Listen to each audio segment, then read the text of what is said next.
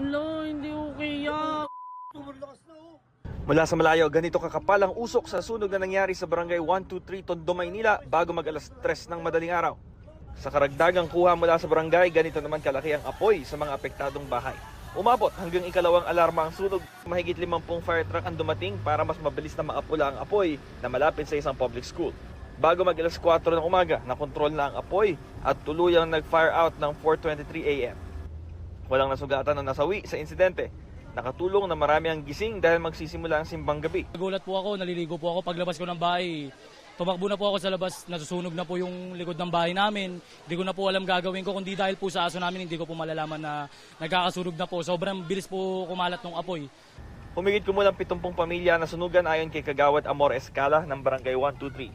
Ang estimated po namin is nasa mga 70 families po or pataas po.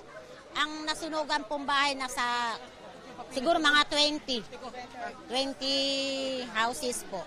Naging hamon para sa mga bombero ang kitid ng mga eskinita sa lugar. Challenges natin is yung iskinita lang siya.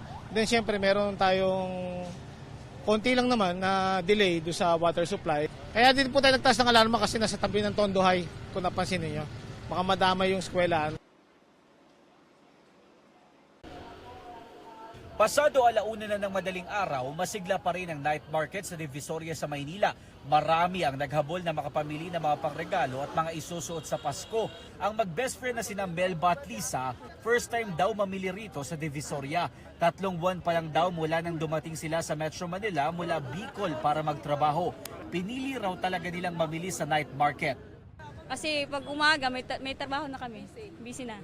Okay naman, nakaka-enjoy naman kasi maraming bumibili. Mga damit po ng mga bata. Sa mga anak ko po, tsaka pamangkin. Ang mag-asawang sina RJ at Lidalin, hindi na pinapasok sa night market dahil inabot na sila ng cut-off. Galing pa raw kasi sila sa trabaho at wala silang oras para mamili.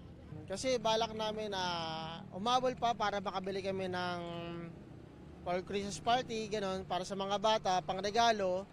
Sana nag-advise sila ng mas maaga para makadalo pa kami. Babalik na lang kami kinabukasan.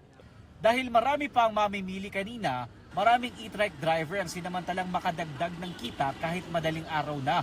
Ay naman sa gwardiya ng night market, alauna ng madaling araw dapat ang cut-off nila at pinatatapos lang ang ibang namimili. Pero posible raw i-extend ng oras habang papalapit ang Pasko. Yun na nga po, no? Napanood nyo naman po siguro yung balita. Grabe, magpapasko, may nasunugan pa. Ingat lang po, ingat lang po. Merry Christmas, Merry Christmas.